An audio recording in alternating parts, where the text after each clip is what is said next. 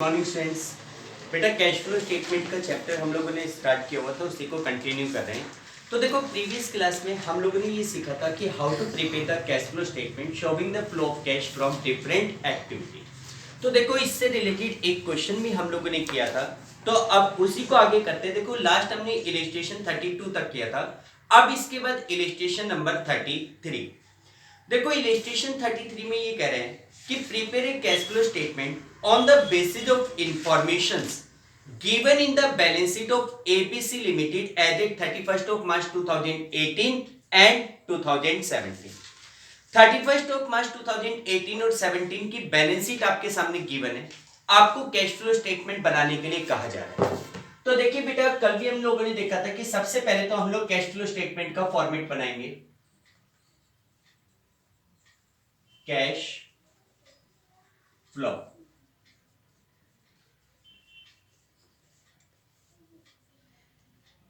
statement for the year ended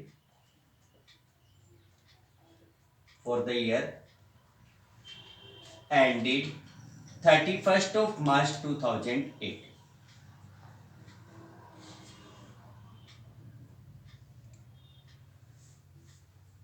particulars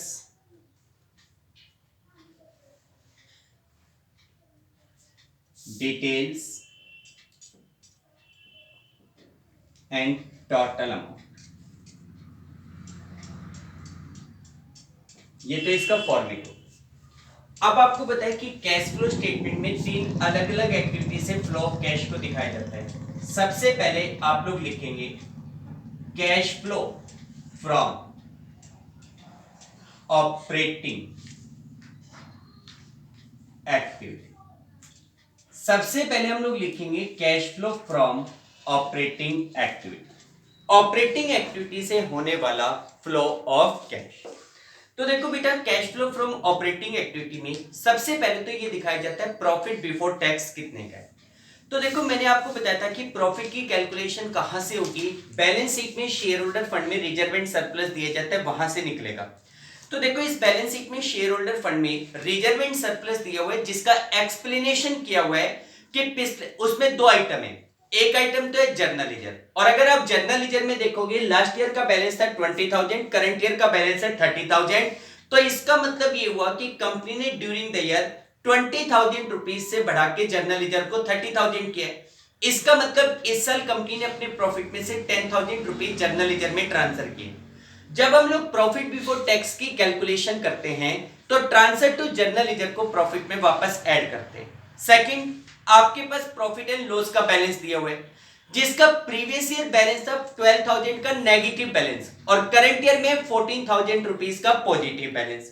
तो during the year company ने कितने का प्रॉफिट कमाया, 14,000 माइनस में माइनस का 12, 40 मतलब कि एक तरीके से 12,000 भी कवर हो गए, प्लस में 14,000 बच भी गए। तो ड्यूरिंग द ईयर कंपनी का प्रॉफिट कितने का हुआ, 26,000 का हुआ। अब आपको जैसे प्रॉफिट बिफोर टैक्स निकालें, क्योंकि ट्रांसफर टू रिजर्व को प्रॉफिट में वापस ऐड करना पड़ेगा। इसका मतलब ये हुआ कि प्रॉफिट बिफोर टैक्स की कैलकुलेशन आपको क्वेश्चन में शो करनी है, तो उस चीज को हम लोग वर्किंग नोट में शो करेंगे। वर्किंग नोट में दिखाएंगे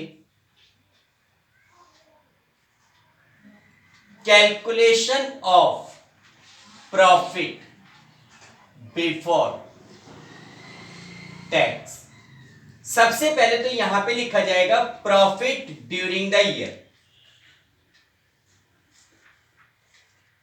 profit during the year bracket में शो कर दो 14,000 माइनस में माइनस का 12 यानी कि प्लस का 12 हो जाएगा, that is equal to 26,000। Profit during the year हो गया 26,000।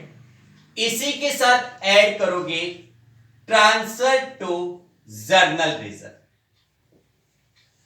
Transfer to general reserve. आपने इस साल जर्नल रिजर्व में कितना पैसा ट्रांसफर किया है, 10,000।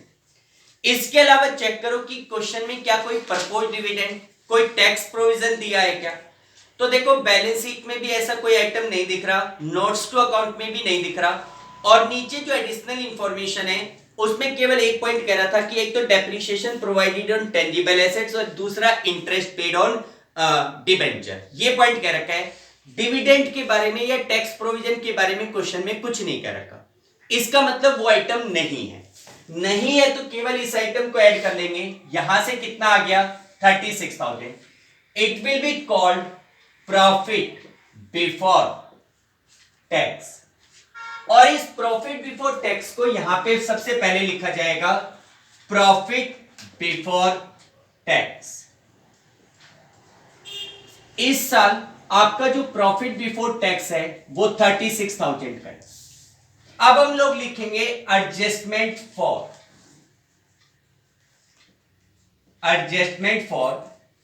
Non cash and non operating items. ऐसे आइटम्स की एडजस्टमेंट करना जो या तो नॉन कैश है या फिर नॉन ऑपरेटिंग है, ठीक है। अब इतना काम करने के बाद मैंने आपको कल भी बताया था कि सबसे पहले एडिशनल इंफॉर्मेशन को पढ़ के ये पता करो कोई अकाउंट बनाने की रिक्वायरमेंट तो नहीं है। अगर किसी अकाउंट को बनाने की रिक्वायरमेंट फील होती है तो सबसे पहले तो आप उस अकाउंट को बनाओ। तो देखो बेटा, एडिशनल इंफॉर्मेशन में जैसे इसने फर्स्ट पॉइंट कहा था कि depreciation provided on tangible assets during the year 8,000। भाई जो टेंजिबल एसेट्स है उसके ऊपर ड्यूरिंग द ईयर 8,000 रुपीज का डेप्रिसिएशन लगाया गया। तो इसका मतलब एक तो आपको भाई मशीन से रिलेटेड इसने डेप्रिसिएशन के बारे में कहा है, तो इसका मतलब आपको मशीन अकाउंट बनाना पड़ेगा। दूसरा इसने कहा है कि interest paid on debenture. Interest paid on debenture तो सीधी सीधी इंफॉर्मेशन है कि भाई इस साल हमने डिबेंचर पे 5,000 का इंटरेस्ट पे किया। उस इंटरेस्ट पेड को एक बार तो यहां पे ऐड करोगे और एक बार फाइनेंसिंग एक्टिविटी में लेस। तो इंटरेस्ट पेड को तो सीधा सीधा लिख दो, interest paid on debentures. Debentures पे कितने का इंटरेस्ट पे किया गया है? 5,000 का इंटरेस्ट हमने पे किया, ठीक है बेटा। अब इसके बाद दूसरा इसने मशीन से रिलेटेड, अच्छा मशीन किस में दी गई है? जैसे नॉन करंट एसेट्स में टेंजिबल एसेट्स है, हालांकि टेंजिबल एसेट्स का कोई एक्सप्लेनेशन नहीं दे रखा कि भाई टेंजिबल एसेट्स के रूप में बिल्डिंग, मशीन, फर्नीचर कौन कौन सी एसेट्स हैं। इसने केवल टेंजिबल एसेट दे रखा है और नीचे कह रहा है कि भाई depreciation provided on tangible asset. तो आप मशीन अकाउंट नहीं बनाओगे बल्कि कंप्लीट टेंजिबल एसेट्स अकाउंट बनाओगे। तो यहां पे वर्किंग नोट नंबर सेकंड में आप लोग बनाएंगे टेंजिबल फिक्स एसेट्स अकाउंट।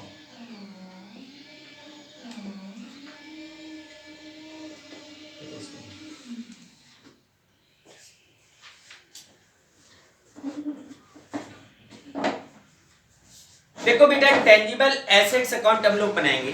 सबसे पहले टेंजिबल एसेट्स अकाउंट का बैलेंस दिखाइए, कितने का बैलेंस था। सबसे पहले टेंजिबल एसेट्स का जो ओपनिंग बैलेंस है, टेंजिबल एसेट्स का डेबिट बैलेंस होता है। ओपनिंग बैलेंस इसका 84,000 रुपीज दिखा रखा है। ओपनिंग बैलेंस इस साइड में, to balance brought down 84,000। Closing balance 98 है, तो उसके लिए बाय बैलेंस कैरीड आउट यहां कितना आ गया 98,000। अब इसमें एक एडजस्टमेंट दी गई थी कि भाई depreciation provided on tangible assets during the year was ₹8,000। आपकी जो टेंजिबल एसेट्स है उस पे इस साल हमने 8,000 रुपीज का डेप्रिसिएशन लगाया। 8,000 का जो डेप्रिसिएशन हम लगाएंगे उसकी एंट्री क्या बनेगी? Depreciation account debit to assets account. Assets account के क्रेडिट साइड में बाय डेप्रिसिएशन अकाउंट 8,000। इस साल जो 8,000 रुपीज का डेप्रिसिएशन लगाया गया है उसको एक बार तो एसेट्स अकाउंट में, और सेकेंडली आप यहां पे ऐड करेंगे डेप्रिसिएशन ऑन टेंजिबल एसेट्स। भाई टेंजिबल एसेट्स पे कितने का डेप्रिसिएशन लग रहा है? 8,000 का डेप्रिसिएशन, ठीक है भाई, क्लियर। और कोई एडजस्टमेंट एसेट से रिलेटेड और कुछ नहीं है। इस साइड का टोटल करोगे 1,06,000, इधर का टोटल है 84, 22,000 का डिफरेंस आ रहा है। उस 22,000 रुपीज के डिफरेंस को क्या माना जाएगा? परचेज। परचेज के लिए tangible assets account debit to bank, तो यहां पे लिखा जाएगा to bank account balancing figure being purchase, balancing figure being purchase 22,000। अब ये जो 22,000 रुपीज की परचेज की गई है, इसकी एक पोस्टिंग तो यहां पे होगी और दूसरा इसको कहां पे दिखाया जाएगा, इन्वेस्टिंग एक्टिविटी में। ठीक है बेटा, यही एक अकाउंट आपको एडिशनल इंफॉर्मेशन से पता चल रहा है जो बनाना था। ठीक, उसके बाद एडिशनल इंफॉर्मेशन में इंटरेस्ट पेड था, उसको एक बार यहां दिखा दिए, एक बार फाइनेंसिंग में दिखा देंगे। एडजस्टमेंट के सारे आइटम हो गए। अब बैलेंस शीट को दोबारा से चेक करो, जो जो आइटम ऑपरेटिंग एक्टिविटी से बिलोंग करते हैं वो ऑपरेटिंग में दिखा दो, बाकी इन्वेस्टिंग और फाइनेंसिंग में। जैसे सबसे पहले शेयर कैपिटल दिखा रखा है, इंक्रीज हो रहा है, फाइनेंसिंग में जाता है। दूसरा आइटम रिजर्व एंड सरप्लस है, जिसमें दो आइटम थे, P&L और जर्नल ईयर, दोनों को आपने कैलकुलेट कर लिया, एडजस्ट कर लिया। फिर नॉन करंट लायबिलिटी में लॉन्ग टर्म बोरोविंग्स है, लॉन्ग टर्म बोरोविंग्स में कोई चेंज नहीं होता भी तो फाइनेंसिंग में जाता। अच्छा, इस लॉन्ग टर्म बोरोविंग्स के साथ कोई रेट ऑफ इंटरेस्ट नहीं है। ठीक है, अगर रेट ऑफ इंटरेस्ट होता तो आप इंटरेस्ट कैलकुलेट करते, खैर इस क्वेश्चन में तो वो भी कैलकुलेट नहीं करते क्योंकि इसने इंटरेस्ट पे नीचे एडजस्टमेंट में दे दिया था। फिर करंट लायबिलिटी, करंट लायबिलिटी और करंट एसेट्स वर्किंग कैपिटल वाले पोर्शन में आएगा, फिलहाल छोड़ दो। नॉन करंट एसेट्स में फिक्स एसेट्स में टेंजिबल एसेट्स थी, जिसका अकाउंट बना के डेप्रिसिएशन निकाला था, दिखा दिया। फिर non current investment, non current investment increase हो रहे, कोई एडजस्टमेंट नहीं है उससे रिलेटेड, तो उसे माना जाएगा परचेज। कौन सी एक्टिविटी में, इन्वेस्टिंग में। फिर आ जाओ करंट एसेट्स, करंट एसेट्स में करंट इन्वेस्टमेंट है, कैश इक्विवेलेंट माना जाता है, फिलहाल छोड़ना पड़ेगा। इन्वेंट्री को भी अभी कुछ नहीं करेंगे, कैश एंड बैंक बैलेंस को भी। तो बैलेंस शीट के सारे आइटम ऐसा कोई भी नहीं है जो एडजस्टमेंट फॉर्म में आ रहा हो। ठीक है, तो एडजस्टमेंट फॉर्म में ये जो नॉन कैश और नॉन ऑपरेटिंग आइटम थे, ये दो ही थे, इन दोनों को एडजस्ट करो, कितना आ गया, 49,000। 49,000 आपके लिए क्या कहलाएगा, operating profit before change in working capital. Operating profit before change in working capital 49,000 आ गया। अब आप करंट एसेट्स और करंट लायबिलिटी के रिगार्डिंग एडजस्टमेंट कीजिए। तो देखो, करंट लायबिलिटी में आपके पास एक ही आइटम था, ट्रेड पेबल्स, जिसका एक्सप्लेनेशन दे रखा है। ट्रेड पेबल्स में दो आइटम है, एक तो है सन्ड्री क्रेडिटर, लास्ट ईयर 6,500 था, इस साल 23,500 हो गया, यानी कि during the year sundry creditor increase हो रहे 17,000। अगर कोई भी करंट लायबिलिटी इंक्रीज होती है, आप उसे क्या करते हैं, add, increase in creditors. Creditors कितना इंक्रीज हो रहे हैं, 17,000। क्रेडिटर के बाद बिल्स पेबल, लास्ट ईयर था 2,500, करंट ईयर में रह गया 1,500, डिक्रीज हो रहे हैं। करंट लायबिलिटी अगर डिक्रीज होती है, less, decrease in bills payable, कितना डिक्रीज हो रहे हैं, 1,000। और कोई करंट लायबिलिटी है नहीं। करंट एसेट्स में करंट इन्वेस्टमेंट को छोड़ दो क्योंकि कैश इक्विवेलेंट माना जाता है। इन्वेंट्री 12 से 49 हो गई, यानी कि इन्वेंट्री इंक्रीज हो रही है। अगर इन्वेंट्री इंक्रीज होती है तो उसे क्या करेंगे, लेस, इंक्रीज इन इन्वेंट्री 37,000, ये भी लेस करोगे। कैश एंड बैंक बैलेंस को लेना नहीं क्योंकि वो कैश एंड कैश इक्विवेलेंट माना जाता है।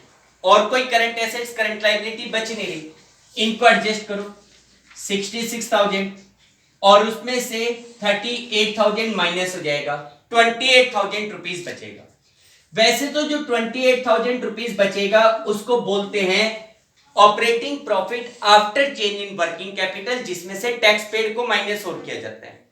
लेकिन क्वेश्चन में टैक्स पेड नहीं दे रखा, कोई टैक्स पेड नहीं है, तो इसी अमाउंट को क्या कहा जाएगा, net cash inflow from operating activity. इसको ही बोला जाएगा net cash inflow from operating activity. ये ऑपरेटिंग एक्टिविटी से होने वाला कैश इनफ्लो आ गया, कितने का, 28,000। ठीक है बेटा, यहां पे हमारी फर्स्ट एक्टिविटी कंप्लीट हो गई। इसके बाद हम लोग सेकंड एक्टिविटी के ऊपर चलेंगे। देखो B part, cash flow from investing activity. Cash flow from investing activity. Activity related to investment and disinvestment in non-current assets is called investing activity। तो उसमें मैंने बताया था आप लोगों को किस चीजों को दिखाना है, purchase and sale of fix assets. तो देखो बेटा सीधा नॉन करंट एसेट्स में आइए। नॉन करंट एसेट्स हेडिंग में आपके पास फिक्स एसेट्स में टेंजिबल एसेट्स था जिसका अकाउंट बनाया था, उसमें से 22,000 रुपीज की क्या आ रही थी, परचेज। उसको इन्वेस्टिंग में दिखाएंगे, purchase of fixed assets. Purchase of fixed assets, कितने की फिक्स एसेट्स परचेज की जा रही है, 22,000 की। उसके बाद सेल ऑफ फिक्स एसेट्स नहीं है। फिर दूसरा आइटम आपके पास था नॉन करंट इन्वेस्टमेंट। बेटा नॉन करंट इन्वेस्टमेंट 10,000 से 16,000 हो गया, इसका मतलब नॉन करंट इन्वेस्टमेंट को भी परचेज किया गया है। तो यहां पे भी लिखोगे purchase of non current investment.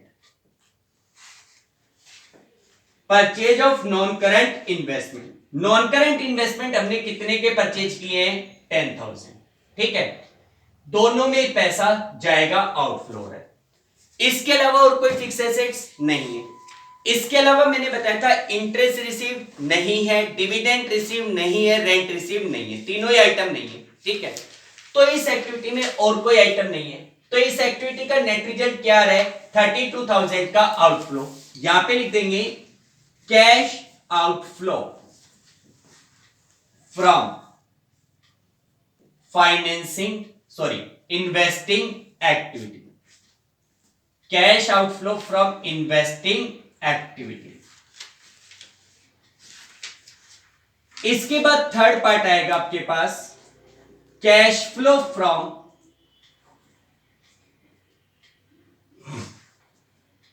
Financing activity. Financing activity से होने वाला कैश का flow. Financing activity related to finance, long term and short term, जिसके item non current liability side से मिलेंगे। तो लाइबिलिटी साइड में शेयर होल्डर फंड में एक तो दे रखा था शेयर कैपिटल, लास्ट ईयर था 60,000, करंट ईयर में हो गया 70,000, यानी कि ड्यूरिंग द ईयर आपने 10,000 रुपीज के शेयर इशू किए हैं। तो यहां पे लिख देंगे इशू ऑफ शेयर कैपिटल। भाई शेयर कैपिटल आपने कितने की इशू की है, 10,000 रुपीज की, पैसा आएगा। रिजर्व एंड सरप्लस में जर्नल रिजर्व और पी&एल का बैलेंस था, उनकी एक सिंगल पोस्टिंग होनी है। जो आइटम बैलेंस शीट के अंदर है उनकी सिंगल पोस्टिंग, और उन दोनों आइटम को प्रॉफिट बिफोर टैक्स की कैलकुलेशन में एडजस्ट कर चुके। फिर नॉन करंट लायबिलिटी में लॉन्ग टर्म बोरोइंग्स है, कोई बैलेंस चेंज नहीं है, कहीं नहीं जाएगा। करंट लायबिलिटी में ट्रेड पेबल्स में क्रेडिटर और बीपी है, उनको भी नहीं दिखाना। तो इसका मतलब एसेट साइड का कोई आइटम आना नहीं। इसका मतलब ये हुआ कि फाइनेंसिंग एक्टिविटी में यही आइटम आएगा। इसके अलावा आपको चेक करना है डिविडेंड पे। क्या आपने ड्यूरिंग द ईयर कोई डिविडेंड पे किया है, नहीं पे किया। क्या आपने ड्यूरिंग द ईयर कोई इंटरेस्ट पे किया है, बिल्कुल। नीचे एडजस्टमेंट में क्या रखा था, interest paid on debenture 9,000 rupees, 5,000। एक बार यहां दिखाया था, एक बार फाइनेंसिंग में लेस करोगे। Interest paid on debentures, debentures पे हमने ड्यूरिंग द ईयर कितने का इंटरेस्ट पे किया है, 5,000 का, उसमें कैश आउटफ्लो होगा। ठीक है बेटा, इस एक्टिविटी में और कुछ नहीं है। तो इस एक्टिविटी का टोटल रिजल्ट क्या आ रहा है, 5,000 रुपीज का कैश इनफ्लो। तो यहां पे लिखेंगे cash inflow from financing activity. ये फाइनेंसिंग एक्टिविटी से होने वाला कैश इनफ्लो आ गया। क्या आ गया, कैश इनफ्लो।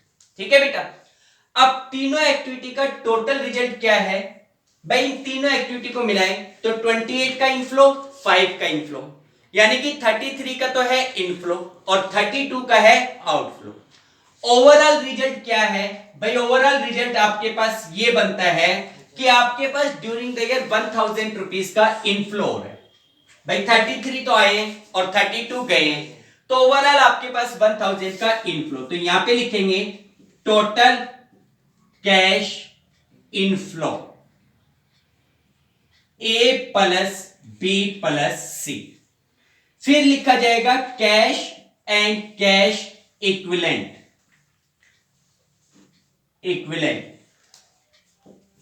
Eight beginning. भाई in the beginning of year आपके पास कैश एंड कैश इक्विवेलेंट क्या था? तो कैश एंड कैश इक्विवेलेंट में दो आइटम आते हैं, एक तो आता है करंट इन्वेस्टमेंट और एक आता है कैश एंड बैंक बैलेंस। तो करंट इन्वेस्टमेंट थे 20,000 के, कैश एंड बैंक बैलेंस कितने का था? 5,000। 20,000 प्लस में 5,000 कितना हो गया? 25,000। स्टार्टिंग में हमारे पास कैश एंड कैश इक्विवेलेंट था 25,000 का। ड्यूरिंग द ईयर हमारे पास कैश का इनफ्लो कितने का हो रहा है? 1,000 का। तो at the end of year cash and cash equivalent कितना मिलना चाहिए? 26। यहां पे लिखेंगे cash and cash equivalent at end. भाई at the end of year cash and cash equivalent कितना होना चाहिए? 26,000 होना चाहिए। और आप चेक भी कर सकते हो कि आपके पास करंट इन्वेस्टमेंट है 8,000 के, कैश एंड बैंक बैलेंस है 18,000 का, दोनों मिलाकर eight the end of year कितने का बन रहा है? 26 का। ठीक है बेटा, तो इस तरीके से आपको कैश फ्लो स्टेटमेंट प्रिपेयर करना है, showing the flow of cash through different activities. ठीक है बेटा, क्लियर है?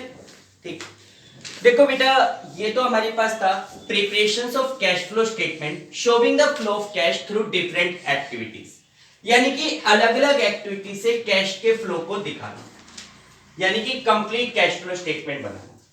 अब देखो बेटा इसके बाद हम लोग आगे क्वेश्चन करें, उससे पहले एक कॉन्सेप्ट को क्लियर करना जरूरी है, that is related to tax. देखो बेटा आप लोगों को मैंने बताया था कि भाई टैक्स के रिगार्डिंग दो प्रकार की टर्म्स यूज की जाती है। एक टर्म होती है टैक्स पेड और एक टर्म होती है provision made for tax during the year. दो टर्म्स होती है, एक है टैक्स पेड और दूसरा होता है provision made for tax during the year. Provision made for tax during the year.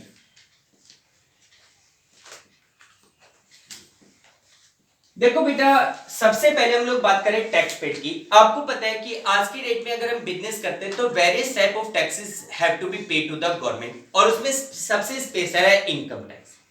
कोई भी बिजनेस ऑर्गेनाइजेशन एक फाइनेंशियल ईयर के दौरान जो भी प्रॉफिट या जो भी इनकम अर्न करता है उस इनकम के ऊपर उसे गवर्नमेंट को टैक्स देना पड़ता है। उसे गवर्नमेंट को क्या देना पड़ता है? टैक्स देना पड़ता है। अब हम क्या करते हैं कि टैक्स की calculation eight the end of year की जाती है, क्योंकि हम लोग अपने बिजनेस में प्रॉफिट भी कब कैलकुलेट करते हैं? At the end of year. मान लो at the end of year हमने 10 लाख रुपए का प्रॉफिट अर्न किया, जिसके ऊपर at the rate of 20% 2 lakh rupees का टैक्स हम गवर्नमेंट को पे करते हैं। This is called tax paid, इसे हम टैक्स पेड कहते हैं। लेकिन देखो क्या होता है कि eight the end of year एक साथ 2 लाख रुपए के टैक्स की पेमेंट करने में थोड़ी सी डिफिकल्टी आती है, थोड़ी सी प्रॉब्लम आती है। कल को मान लो किसी भी बंदे को ये कहा जाए एक साथ भाई 31 मार्च को 2 लाख रुपए की पेमेंट कर दो, तो दिक्कत आती है। नॉर्मली हर बिजनेसमैन क्या करता है कि अपने बिजनेस में फ्यूचर में दी जाने वाले टैक्स के लिए पहले से इंतजाम करके रखता है। जैसे भाई मैं मान लो बिजनेस कर रहा हूं, ठीक है, मैं अपने बिजनेस का एग्जैक्ट प्रॉफिट तो अभी नहीं बता सकता, लेकिन हर मंथ में या हर 15 दिन में on an average expected profit बता सकता हूं कि भाई इस महीने लगभग हमने 1 लाख रुपए कमाया होगा, और उस 1 लाख के ऊपर 20% के हिसाब से 20,000 रुपए का टैक्स भी बना होगा। तो जनरली बिजनेसमैन क्या करते हैं कि जो टैक्स उनको पे करना है उसको बीच में ही एक्सपेक्ट कर लेते हैं, उसके लिए पहले से ही प्रोविजन बना के रख लेते हैं। अगर हम during the year tax paid करते हैं तो वो तो है payment of cash, payment of tax into cash, उसमें तो आपके पास से टैक्स का आउटफ्लो हो रहा है। लेकिन जो प्रोविजन बनाया जाता है वो कैश आउटफ्लो नहीं होता।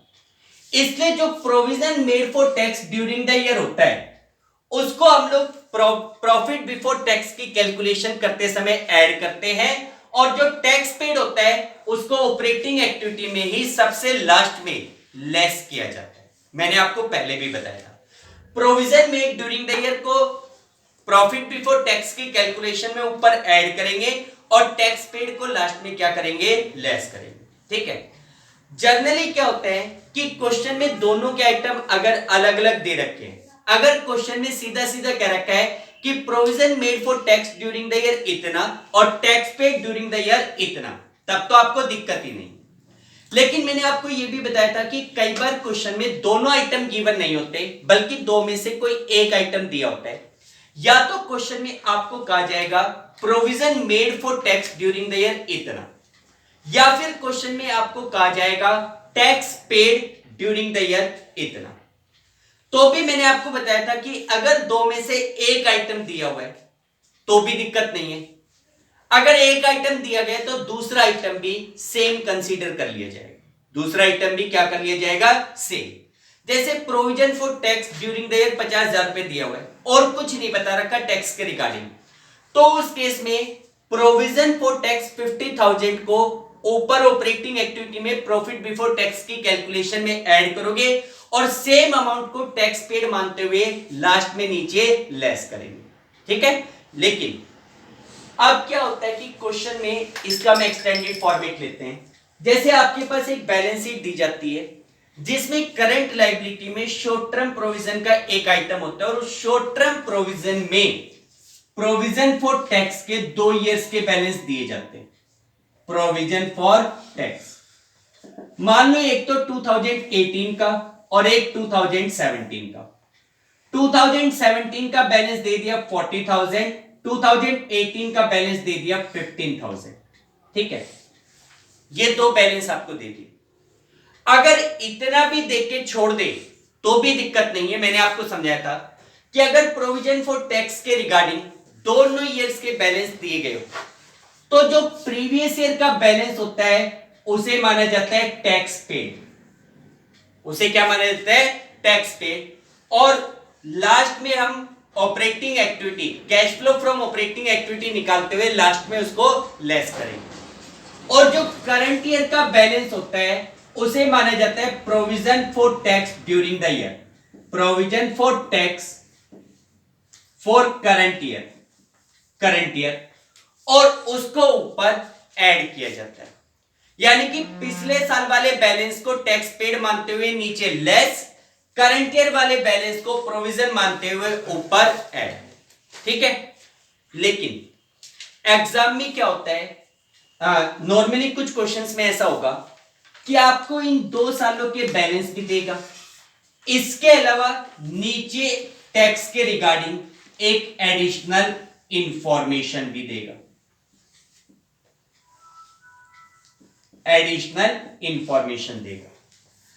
अब अगर मान लो टैक्स के 2 सालों के बैलेंस है और नीचे टैक्स से रिलेटेड एक एडिशनल इंफॉर्मेशन है, तो उस केस में provision for tax for current year या टैक्स पेड इनको नहीं मानेंगे, बल्कि उस इंफॉर्मेशन के अकॉर्डिंग दोनों चीजों को फाइंड आउट किया जाएगा।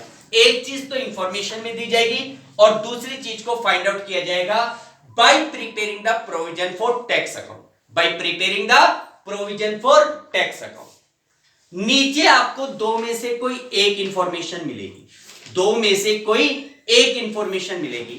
कौन कौन सी में से, देखो, या तो नीचे आपको दिया जाएगा tax paid during the year इतना, ठीक है, या तो आपको ये कहा जाएगा क्वेश्चन में कि भाई जो tax paid during the year है वो आपका 50,000 या 20,000 का है। Tax paid during the year 20,000 rupees, ठीक है।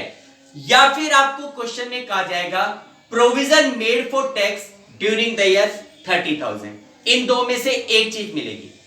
देखो, दो इंफॉर्मेशन में से एक मिलेगी, दोनों लिख रहा हूं कैसे इंफॉर्मेशन मिलेगी। या तो आपको क्वेश्चन में कहा जाएगा टैक्स पेड ₹20, ये फिगर तो हमने इमेजिनरी ली है, कोई भी अमाउंट हो सकता है। या फिर आपको क्वेश्चन में कहा जाएगा provision for tax during the year during the year ₹30,000। इन दो में से एक पॉइंट आपको मिलेगा।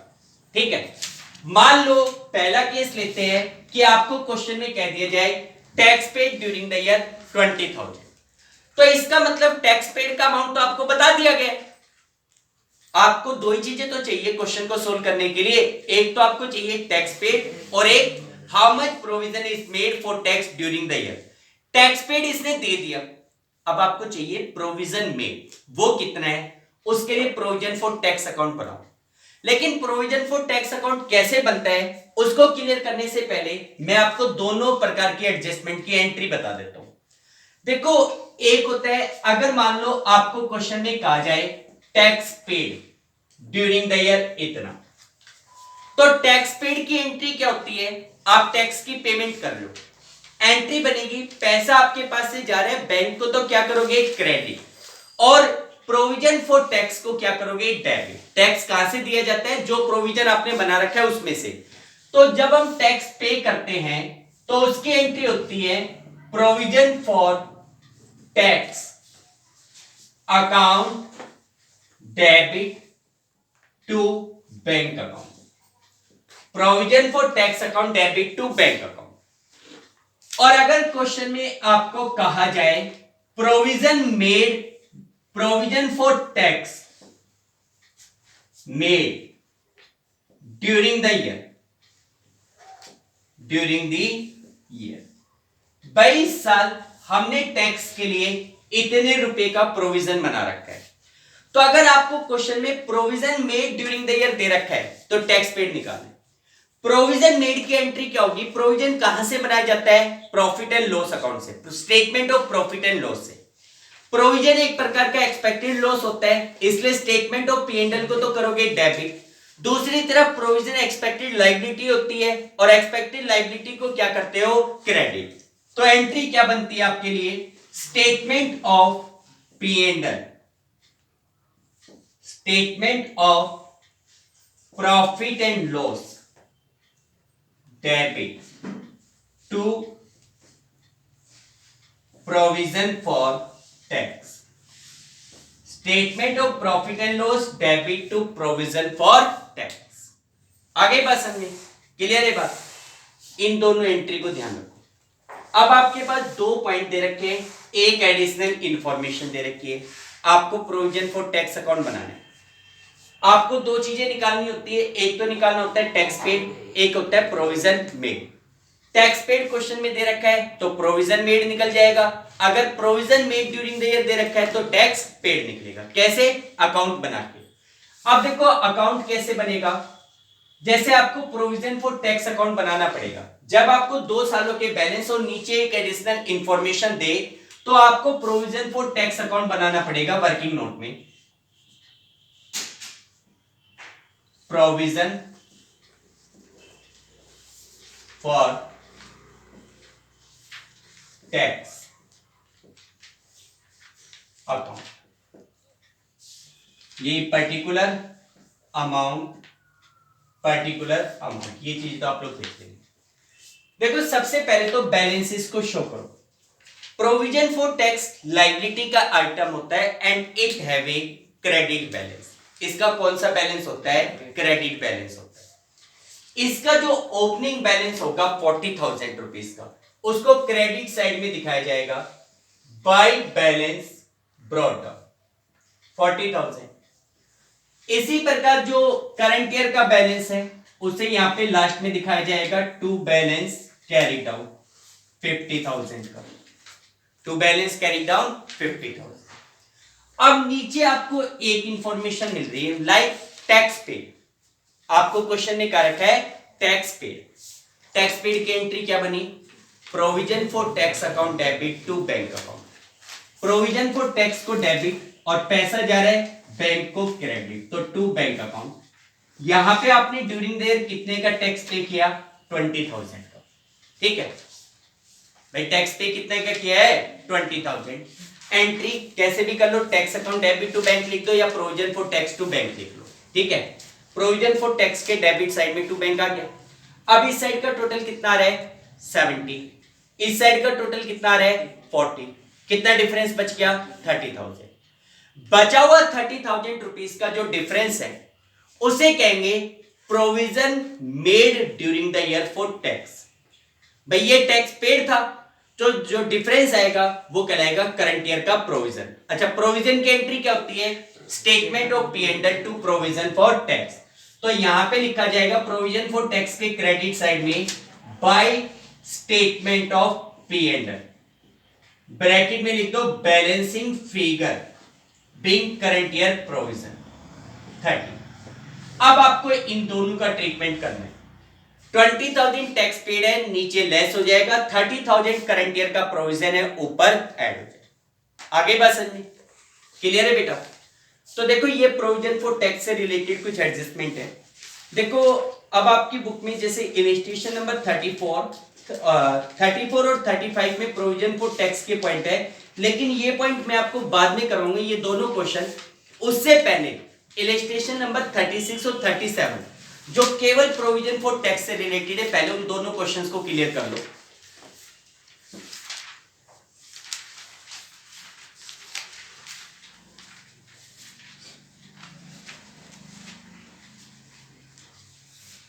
देखो बेटा, इलस्ट्रेशन नंबर 36 इसमें कह रहे हैं prepare the provision for income tax account from the following information for preparing the cash flow statement. भाई कैश फ्लो स्टेटमेंट बनाने के लिए provision for income tax account बनाइए इन इंफॉर्मेशन से। और इंफॉर्मेशन में आपको क्या दिया गया है? भाई इंफॉर्मेशन के रूप में आपके पास प्रोविजन फॉर इनकम टैक्स के 2 सालों के बैलेंस दे रखा है 2016 और 17। तो प्रीवियस ईयर है 16 और करंट ईयर है 17। प्रोविजन फॉर इनकम टैक्स के 2 सालों के बैलेंस दे रखे हैं और नीचे एक एडिशनल इंफॉर्मेशन दे रखी है कि during the year income tax paid was 280। ठीक है, तो आपको provision for income tax account बनाना है। तो यहां पे आप बनाओगे provision for income tax account, provision for income tax account.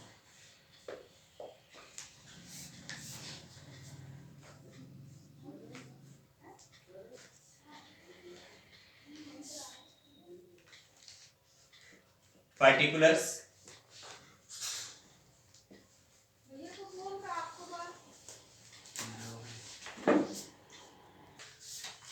तो देखो बेटा, इस क्वेश्चन में आपके पास प्रोविजन फॉर इनकम टैक्स के 2 सालों के बैलेंस है। पहले आपने ये जैसे फॉर्मेट बना ले, particular amount, particulars and amount. ठीक है, प्रोविजन फॉर इनकम टैक्स के 2 सालों के बैलेंस आपके पास दिए गए और नीचे एक पॉइंट कह रखा है कि भाई during the year income tax paid was 280। भाई साल के दौरान हमने 2,80,000 रुपीज का इनकम टैक्स पे किया। अब आपको मैंने बताया था कि भाई जैसे इनकम टैक्स पेड नीचे क्वेश्चन में कह रखे हैं, तो आपको क्या इंफॉर्मेशन निकालनी है? Provision made. अब इसके लिए क्या करेंगे? सबसे पहले तो दोनों सालों के बैलेंसेस को नोट डाउन करो, दोनों सालों के बैलेंसेस को नोट डाउन करो। प्रोविजन फॉर इनकम टैक्स का क्रेडिट बैलेंस होता है, आपको बताया था लायबिलिटी का आइटम है, कौन सा बैलेंस होगा? क्रेडिट। तो जो ओपनिंग बैलेंस है 320 का, वो तो यहां लिखो बाय बैलेंस ब्रॉट डाउन 3,20,000। इसी प्रकार क्लोजिंग बैलेंस दिया हुआ है 4 लाख रुपीस का, टू बैलेंस कैरी डाउन, ये बैलेंस आपके पास है 4 लाख। ठीक है, सबसे पहले बैलेंस नोट डाउन कर ली। अब आपके पास नीचे एक इंफॉर्मेशन कह रखी थी कि भाई during the year income tax paid, income tax paid word दे रखा है कि भाई इस साल हमने 2,80,000 का इनकम टैक्स पे किया। इनकम टैक्स जब हम पे करते हैं तो हमारी एंट्री क्या होती है? Provision for tax account debit to bank या income tax account debit to bank. Tax account हमारा क्या हो रहा है? डेबिट। तो टैक्स अकाउंट के डेबिट साइड में क्या लिखा जाएगा? To bank account. क्या लिखोगे? To bank account. कितना? 280। ये तो हो गया टैक्स पे। अब इस साइड का टोटल करोगे, कितना आ रहा है? 680। इधर का टोटल आ रहा है 320। 680 में से 320 माइनस करोगे, कितना बच गया? 360 बच गया। ये जो बचा हुआ 3,60,000 रुपीज का बैलेंस है, इस बैलेंस को क्या कहा जाएगा? Provision for tax made during the year. भाई ये तो था टैक्स पेड, तो ये जो डिफरेंस आएगा उसे क्या कहा जाएगा? Provision made. और प्रोविजन मेड की एंट्री क्या होती है? Statement of P and L debit to provision for tax. तो प्रोविजन फॉर टैक्स के क्रेडिट साइड में क्या लिखा जाएगा? By statement of profit and loss, bracket में लिखो बैलेंसिंग फिगर 3,60,000, टोटल 680, इधर का टोटल भी 680। ये आपका प्रोविजन फॉर टैक्स अकाउंट, ठीक है बेटा। अब इसमें से क्या होता है कि बेटा ये जो 280 है ये टैक्स पेड है, इसको ऑपरेटिंग एक्टिविटी में लास्ट में लेस करेंगे। 360 ये है प्रोविजन मेड, इसको ऊपर ऐड करेंगे, ठीक है भाई, क्लियर। नेक्स्ट देखो, इसी से रिलेटेड नेक्स्ट है आपके पास इलस्ट्रेशन नंबर 37। देखो 37th क्वेश्चन में कह रहे हैं कि prepare the provision for income tax account from the following information for preparing the cash flow statement. आपको provision for income tax account बनाना है जो इंफॉर्मेशन आपके सामने दी गई। और इस क्वेश्चन में जैसे प्रोविजन फॉर इनकम टैक्स के 2 इयर्स के बैलेंस दे रखे और नीचे एक एडिशनल इंफॉर्मेशन कह रहा है कि provision for income tax made during the year 235। भाई provision for income tax made दे रखा है, अब आपको provision for income tax account बनाना है। Provision for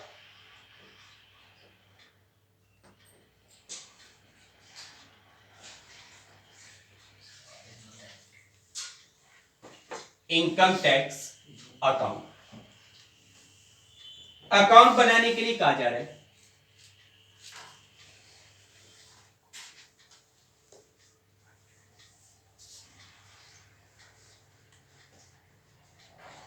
particulars amount,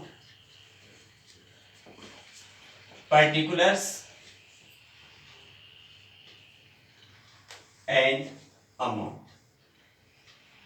particulars amount, particulars amount, ठीक है बेटा, क्लियर। अब देखो जैसे आपको provision for income tax account बनाना है, सबसे पहले तो आप प्रोविजन फॉर इनकम टैक्स का बैलेंस शो करो। देखो ओपनिंग बैलेंस है 150 का, क्लोजिंग बैलेंस है 2,10,000 का। तो सबसे पहले आपको पता है प्रोविजन फॉर इनकम टैक्स का कौन सा बैलेंस होता है? क्रेडिट, लायबिलिटी है। ओपनिंग बैलेंस है 150 का, यहां पे लिखोगे by balance brought down 1,50,000। Closing balance इसका दिया हुआ है 2,10,000 का, तो यहां पे लिखेंगे टू बैलेंस कैरी डाउन 2,10,000, ठीक है। अब इसने एक एडजस्टमेंट दी थी नीचे कि भाई provision for income tax made during the year was ₹235। भाई इस साल आपने इनकम टैक्स के लिए 235 का प्रोविजन बनाया है, provision made during the year दे रखा है, तो टैक्स पेड आपको निकालना है। Provision made during the year 235 बता रहे हैं, तो प्रोविजन मेड की एंट्री क्या होती है? Statement of P and L debit to provision for tax. Provision for tax के क्रेडिट साइड में क्या लिखा जाएगा? By statement of profit and loss. By statement of profit and loss 235 हो गया। By statement of profit and loss कितना हो गया? 235। अब इस साइड का टोटल करो, इस साइड का टोटल है 385, इस साइड का टोटल है 210। 385 में से 2,10,000 को माइनस कर दो, ठीक है। 385 में से 210 को माइनस करोगे कितना बचेगा? 275, सॉरी 175। 385 में से 210 को माइनस करोगे 175। रिमेनिंग जो 175 है वो क्या कहलाएगा? Tax paid. ये था प्रोविजन मेड, तो वो निकल के आएगा टैक्स पेड। टैक्स पेड की एंट्री क्या होती है? Provision for tax account debit to bank, provision for tax to bank. तो यहां पे प्रोविजन फॉर टैक्स के डेबिट साइड में क्या लिखा जाएगा? टू बैंक अकाउंट 175, ब्रैकेट में लिख दो बैलेंसिंग फिगर ये 175 आपका बैलेंसिंग फिगर क्या कहलाएगा, tax paid during the year. अगर कैश फ्लो स्टेटमेंट पे दिखाना हो तो इसको टैक्स पेड मानते हुए ऑपरेटिंग एक्टिविटी में नीचे लेस, इसको provision made during the year मानते हुए ऊपर ऑपरेटिंग एक्टिविटी में प्रॉफिट बिफोर टैक्स की कैलकुलेशन में ऐड। इस तरीके से प्रोविजन फॉर टैक्स का अकाउंटिंग ट्रीटमेंट आपको करना। ठीक है बेटा, क्लियर हो गया ये कॉन्सेप्ट। एक टॉपिक और आता है परपोज डिविडेंड का। ठीक है, देखो बेटा परपोज डिविडेंड आपके पास क्वेश्चन में परपोज डिविडेंड का पॉइंट दिया जाता है। किसी बच्चे के पास अगर पुरानी बुक हो तो हो सकता है उसमें परपोज प्रोविजन फॉर टैक्स के जस्ट बाद दे रखा है। कॉन्सेप्ट को देखो आप लोग 35 क्वेश्चन से पहले, क्वेश्चन नंबर 35 से पहले परपोज डिविडेंड का पॉइंट और दे रखा है। तो देखो 34 से पहले देखो आपको बताया था मैंने कि जैसे परपोज डिविडेंड वो डिविडेंड होता है जो कोई भी कंपनी अपने शेयर होल्डर को देने की इच्छा रखती है। ठीक है, लेकिन क्योंकि करंट ईयर का जो परपोज डिविडेंड होता है वो फाइनेंशियल ईयर की एंडिंग के ऊपर शेयर होल्डर की मीटिंग में रखा जाता है और जिसका डिसीजन फाइनेंशियल ईयर की एंडिंग तक भी नहीं होता। मैंने आपको बताया था कि परपोज डिविडेंड के केस में अगर आपको 2 इयर्स के बैलेंसेस गिवन हो, 2 इयर्स के बैलेंस गिवन हो, तो उसमें तो एक ही बात ध्यान रखना है कि करंट ईयर के परपोज डिविडेंड का आपको कुछ नहीं करना। करंट ईयर का जो परपोज डिविडेंड है उसका कुछ नहीं करना, केवल और केवल प्रीवियस ईयर का जो परपोज डिविडेंड का बैलेंस है उसी का ट्रीटमेंट करना है। प्रीवियस ईयर का जो परपोज डिविडेंड का बैलेंस होगा उसको सबसे पहले ऊपर प्रॉफिट बिफोर टैक्स की कैलकुलेशन करते समय ऐड करेंगे और उसी परपोज डिविडेंड को फाइनेंसिंग एक्टिविटी में लेस करेंगे।